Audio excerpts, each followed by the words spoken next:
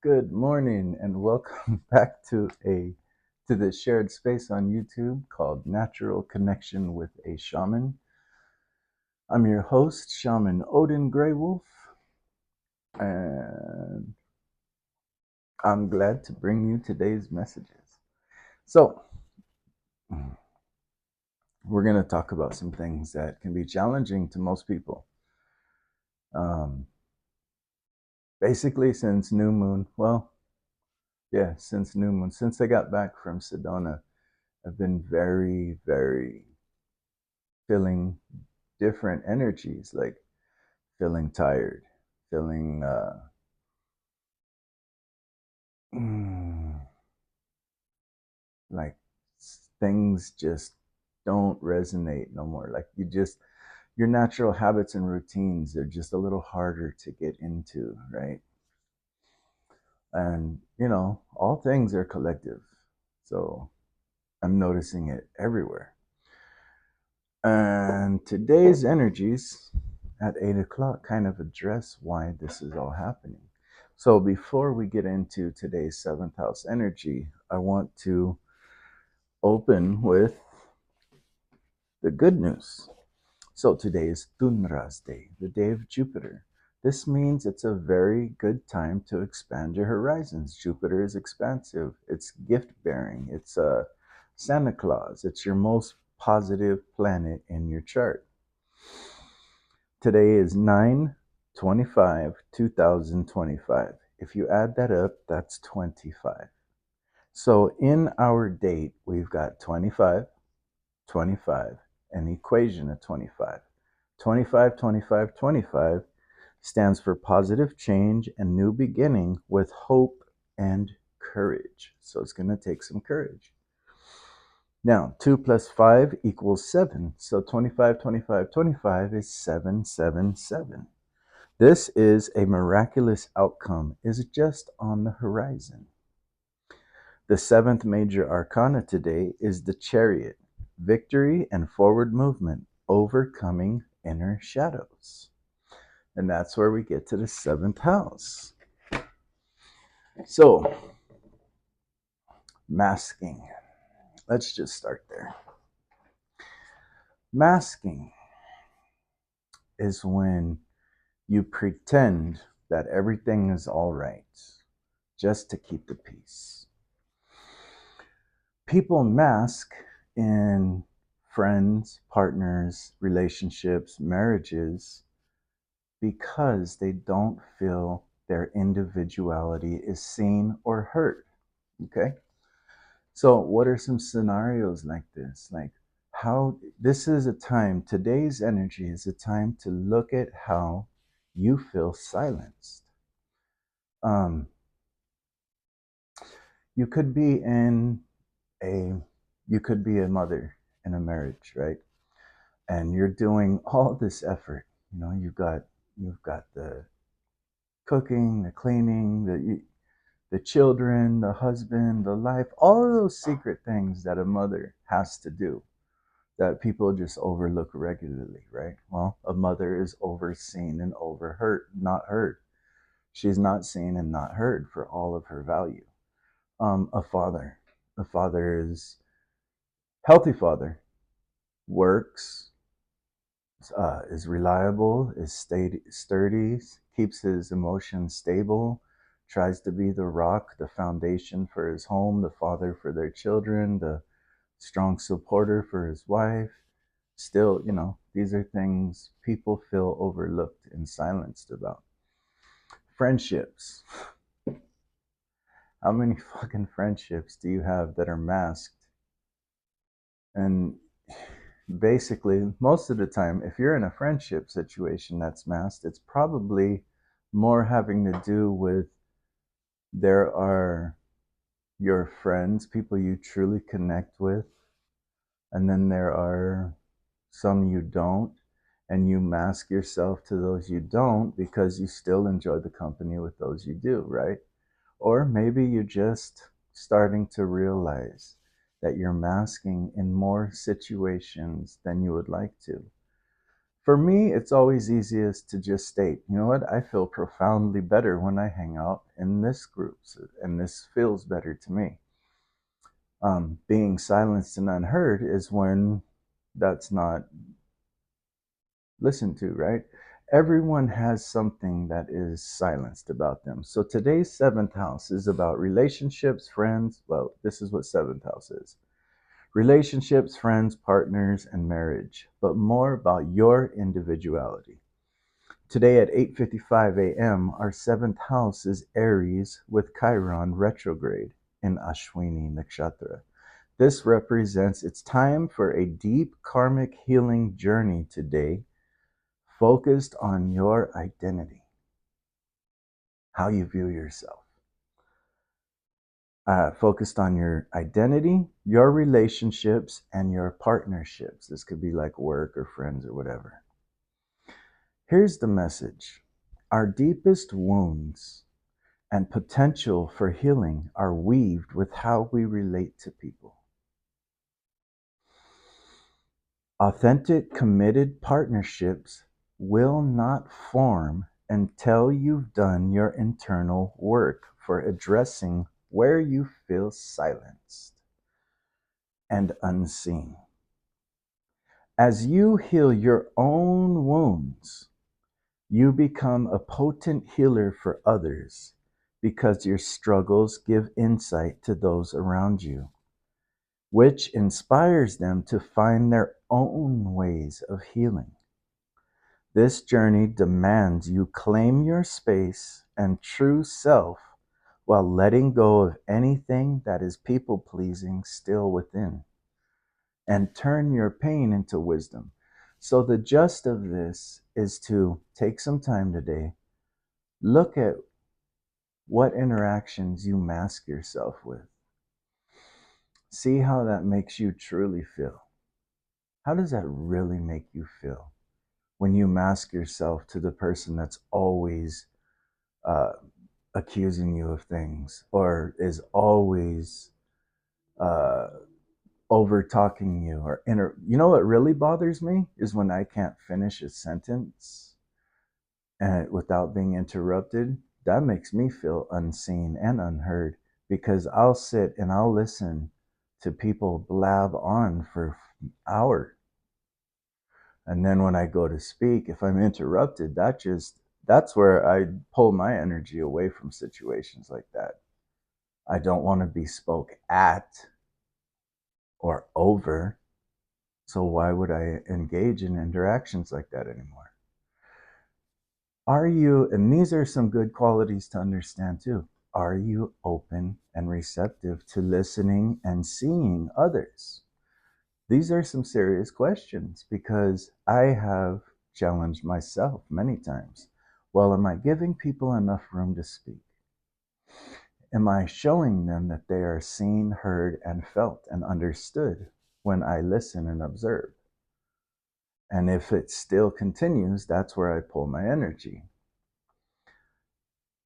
These are things that you can go through your life today, write down, see how it makes you feel. For everything you write down, say, how does this make me feel when this is overstepped? Value that, and then speak on it. Now, another thing is how, if you do speak on these things and yet you're not being heard, right? There's no respect in the situations, you're not being heard. So then that should be the indicator that this is not the environment you're supposed to be in. Be amongst, if you want to be amongst healthy exchanges of equal energies, remember, check what you're giving first. Make sure you're not the problem in the situation. And then kindly pull your energy back and find where you do belong. That's how this works. And then this is commanding your space. You want to command your space because you don't want to be everyone's pinball, right? Your energy is precious. Your time is precious. Your life is precious. Your responsibilities are precious. Your family is precious. Your wants, needs, likes, desires are precious. So, in compromising with others, if you're compromising, you're in an equal give and take where there's plenty of room for both to do. But if you're overworking someone, then you'll notice it's always what you want to do. If they're overworking you, you'll notice it's always what they want to do. If there's no equal give and take, then you need to state the things, turning your pain into wisdom. State the things you do not like. This is today's seventh house energy at 8:55 a.m. Perfect. The universe brings these things to light. This morning I woke up and I couldn't quite understand. I had a pretty cool dream. I was changing water heaters, which when I was a plumber, that was a really big ticket item. You get paid a pretty good amount for changing water heaters, right? So the company, it wasn't a company, it was like all of my good friends that I got along with really well. We all worked at this one company that we were all part owners in. And they were just flooding me with water heater jobs. And I was like, wow, I was really excited. I was making a lot of money, right? And we were all happy, harmonious, working together. But then I woke up with energies of, why am I feeling questioned? Why am I feeling like somebody is pulling on my energy to make me justify myself? When I usually feel like this, I'll exit the room because I'm not someone who really hides much. I'm pretty open and authentic. So the energy didn't make sense, and I was having a hard time getting into this morning's routine. But then, shortly into the routine, once I found out the seventh house energy is what was pulling on us today, I realized that energy was Chiron. And it's kind of when you become in tune with the universe,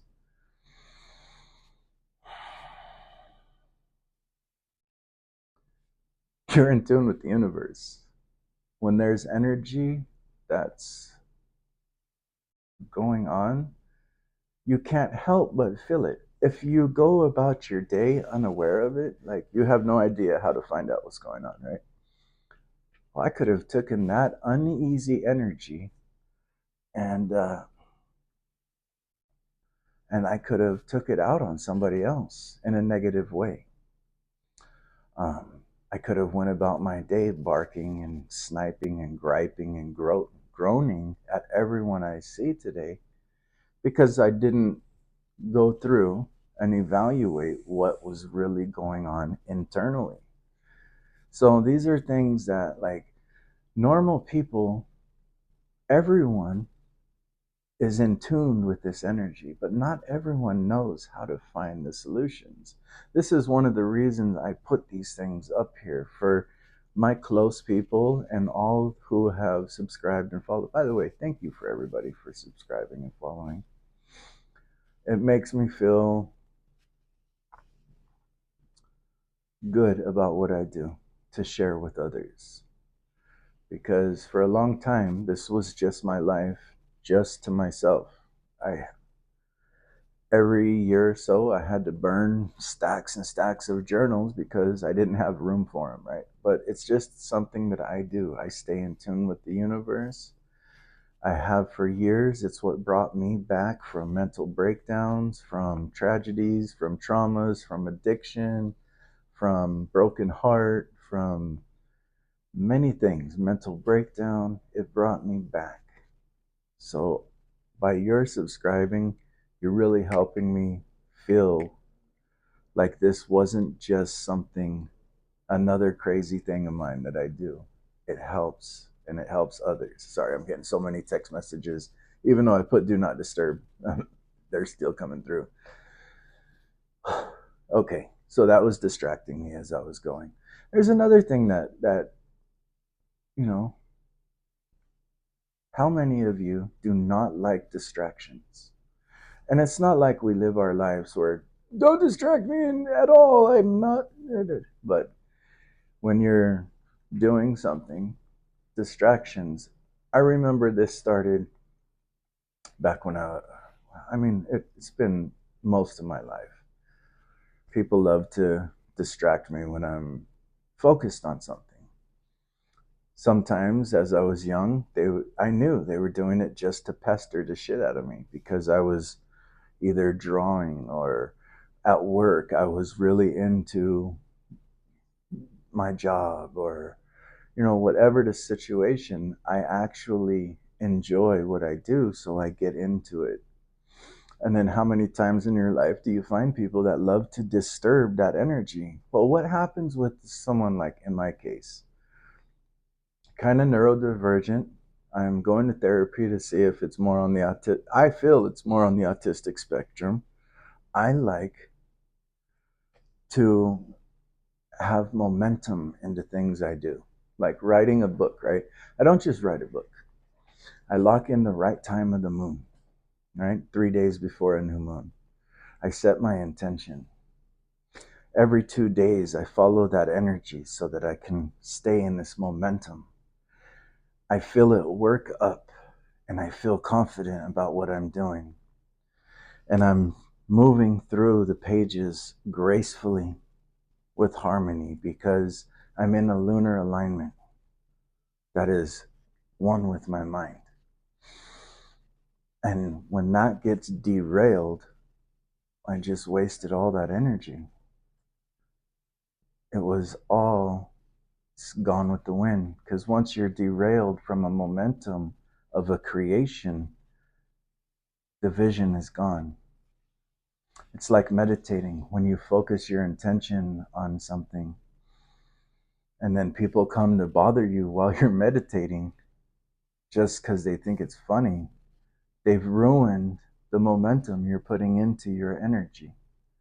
You could be battling depression and your meditation is helping you get through that depression and feel better about your day. And someone pound on your door or pester you or yell at you while you're meditating, and it breaks that focus, slipping you right back down into depression. You could be creating a work of art and you're in the zone, and then someone demands you stop what you're doing to cater to what they want, right? And then boom, the whole creative artistry flow is gone, right? So these are things that we need to realize that not just are done to us, but do we do to others as well. This is called being mindful. We look at these things and we ask ourselves internally first, always internally first. This way, when you have went through, you can definitely say, no, I've criticized myself long enough and this was the outcome. Because how many times in our lives have we felt silenced? Have we felt that we were overshadowed by somebody? Let's just put it as a child, being the oldest child in a family of 4, right? As an oldest child, you may have a favorite item as a child. I'm just going to use the selenite. Like you have this favorite item of selenite, right? But your younger sibling is throwing a tantrum, and the parents could be like busy. Mothers have a lot to do in their lives. So the sibling wants this older item, so the older child gets yelled at, give them that, right? So then the oldest sibling gets used to having to give up what they enjoy to cater to someone throwing a tantrum. These are things in life that everyone has experienced or is the giver of energy. So today's a good time to write these things down and overlook your life. Where do you feel overseen, overlooked, or not heard? Let's pull some tarot. Let me see. I'm going to pull a Divine Masculine card because I like this deck and it's brand new. And I'm really into the Divine Masculine energy. And that doesn't mean that I'm a person who overlooks the feminine. I have been in my feminine energy for many, many years. So, to me, the balance is to speak some divine masculine energy and see where the healing can be integrated for not only myself, but everyone around me. Notice that's another topic of today. When you heal yourself, it becomes an inspiration for others to do the same, because some people, many people in your life could be suffering in silence, and you don't realize it because you're overshadowing them. And their suffering is screaming for a way to heal, but they don't see anyone else around them healing. When you start to heal yourself, when you start to take accountability for your own negative, toxic behaviors and change them, you become the beacon of light in the darkness to help those around you. That's masculine energy, taking accountability and changing it. Making a secure, supportive, strong structure for your family and loved ones, and especially children, to feel safe around you.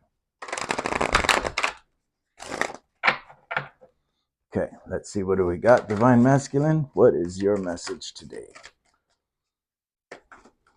Whoa. Okay, Divine Masculine is giving us 2 cards. We've got Hercules and Enki. I want to show you this because this card looks like Hercules is wounded by venomous snakes. Let's get into this one first. C, D, E, F, G, H, I, J, K, L, M, N, P. Hercules. You are strong, not always by choice, but sometimes because you had to be. You are moving toward a horizon where you will be safe to be held and nurtured. It kind of goes right along with our reading. So you see how energy works. What did I wake up to? Then I looked in the astrology. The date adds up to 7. Number 7 is the 7th house. We look at the 7th house, it gives us our message, our topic. This is what everyone's feeling.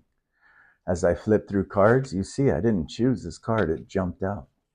With this one, the topic is talking about how you've had to be strong. It wasn't by choice. Nobody chooses to be strong, to be attacked, to be overlooked, to be spoken over, to be talked down to. Nobody chooses to stand through that on a daily basis, but you had to. Understandably, you are tired of being tough. The harshness of life can leave you feeling in desperate need of some gentleness and nurturing. Life can leave you feeling like you've just battled out the 12 labors of Hercules. Developing strength and resilience as attributes will take you far. However, sometimes it gets old. Strength born from survival differs from strength you have chosen to exhibit. Decisions made from forced strength are not always in your best interest. Feeling like you are strong enough to be the bigger person or take on the role of forging and teaching is not always the road to growth and does not always benefit you. Putting your comfort aside to make another person comfortable does not serve anyone. It's exhausting to hear that you're strong when you'd rather not be, yet you've had to be, especially when you're barely holding on. This can leave you feeling invalidated and unseen. Remaining sturdy when life throws you losses and curveballs vastly differs from the strength required to overcome fears and create new things. A time will come when you can apply your resilience to endeavors worth it to you, for your gain, not for survival. Reach out to support networks available to you. Reaching out takes pluck. I don't know what that means, but as does asking for help and being open about your feelings, vulnerabilities, and mistakes. You do not have to be unwaveringly tough. You do not have to do everything alone. You are allowed to admit you are hurt. You are allowed to cry. Even if you think crying won't fix anything, it still holds value. It purges the old, cleanses and validates you. It may not solve all your problems, but it's not meant to. The emotional release brings cleansing, clarity, and respite from stoic steadfastness. Sometimes it takes breaking down the rigid exterior walls to have a revelation. Temporarily allowing the pillars of strength to crumble will give you the renewal necessary to create new, fortified foundations. You have the fortitude to keep going. You can conquer every problem you face and have moments of vulnerability before you feel your strength recoup. That's pretty interesting. So it's signs and synchronicities like this. The dream, the energy upon wake, the numerology of today's date, the chariot card moving through. Chariot stands for overcoming internal shadows and using them towards your greatness to move forward. The chariot card, seventh arcana, then in astrology, the seventh house. This is what the seventh house is speaking. Flip some tarot cards, and just out of nowhere, the Hercules card jumps out, speaking right about what's going on. These things help me. They help me understand that it's not just me. Because for many years in my life, every time I had something that I felt invalidated for, unseen, overspoken, I was told it's too sensitive or you're just making things up, right? But it's not. So that's why I enjoy doing my morning rituals. Let's see what Enki has to say.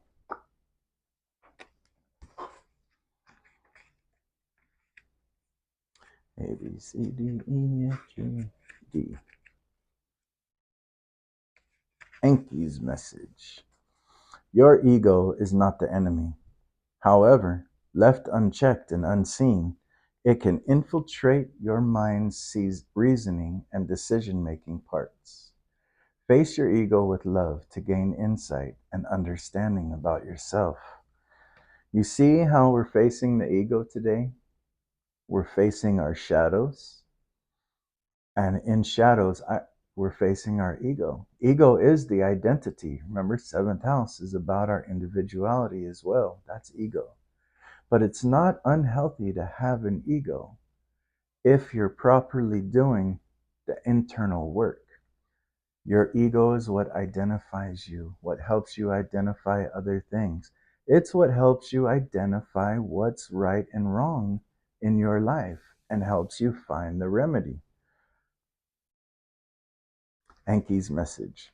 The concept of the ego tends to get a bad rep, yet each person has one, and it's okay that they do. Like Enki's warning to Atrahasis about the impending flood. Your ego acts as a cautious signal, alerting you to potential changes or disruptions in your life. It helps to keep you alive and thriving while you navigate life in a hectic world.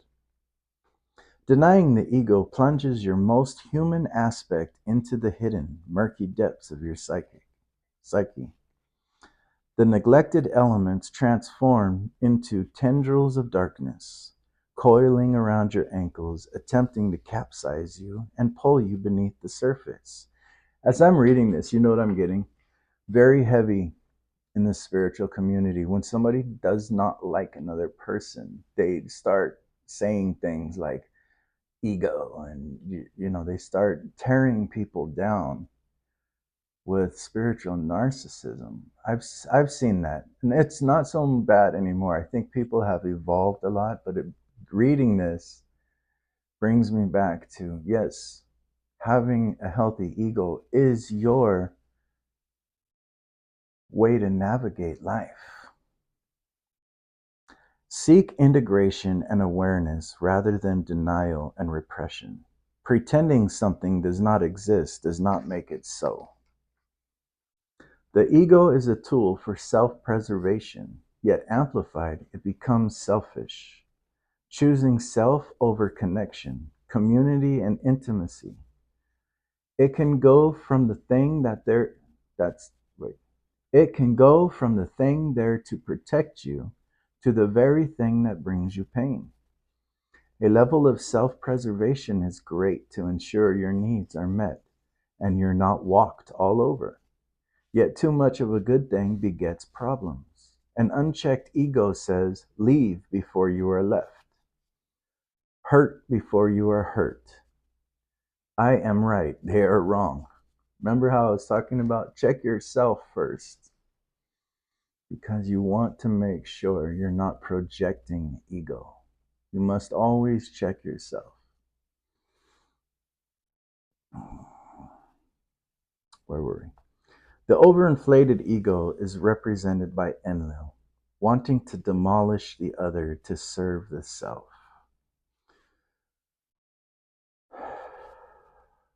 That is something that's I see a lot in society.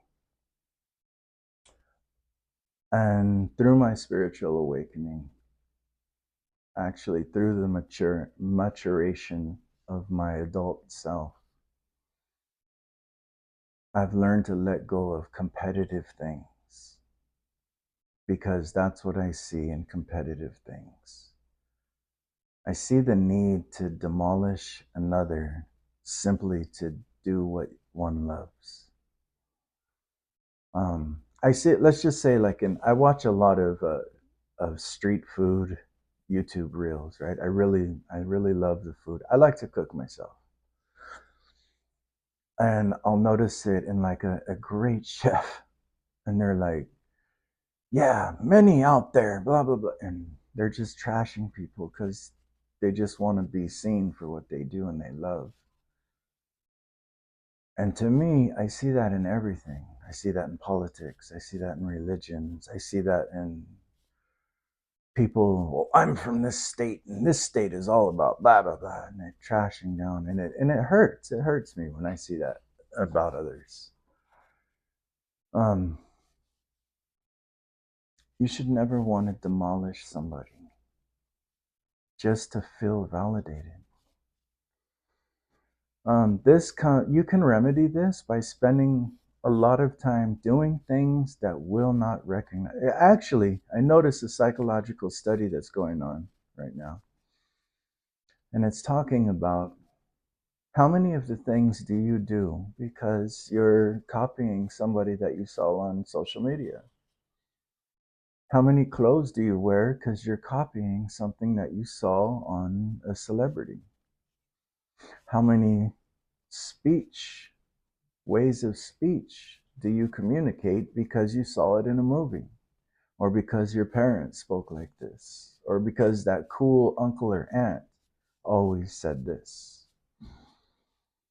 These are ways to question ourselves, bring ourselves back to self, find the core value so that we don't hurt others in life just to feel accepted. It's self-acceptance that is the acceptance you're looking for.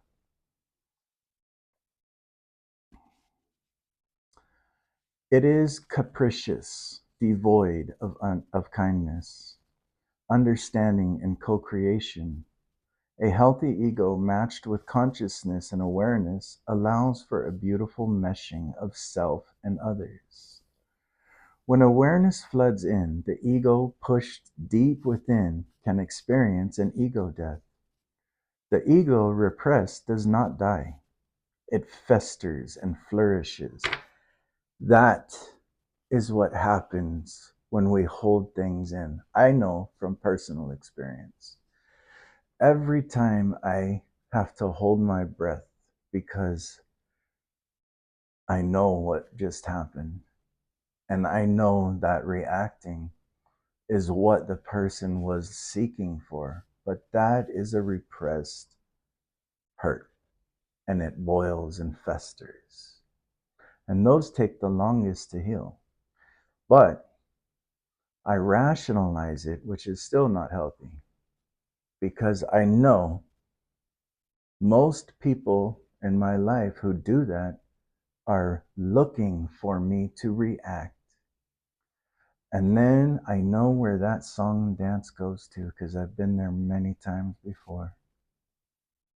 So those are things I work on. I chose to not be an angry, violent person anymore. And sometimes that is more painful than violence. I digress. Let's continue. When awareness floods in, the ego pushed deep within can experience an ego death. The ego repressed does not die, it festers and flourishes. However, during integration, the parts that are no longer needed or no longer resonate come up to die. During this process, it can feel as if parts of you are dying off, and this can be extremely painful. Integrating the ego requires raw truth, ownership, and going deep beyond the surface with intention. The part within declaring, I have no ego, is ironically the ego itself. Understanding allows for evolving out of habits based on fear and outdated programming. When you continually seek to understand why your ego or fear makes you want to hide, run, or act in ways that you feel are unbecoming, you can consciously change these behaviors through awareness. Respond instead of reacting. Accept your ego as a friend, not a foe. Work on integrating its positive aspects while being aware of your shadow side. Once you do, this makes it easier to implement self-protective measures while also considering your connection with others. Very seventh house today.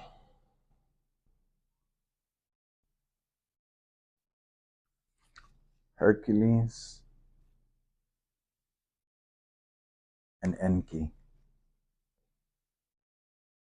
I'm going to leave this message right there. Thank you for tuning in. I appreciate your time. If this message felt in some way helpful to you, hit that like button.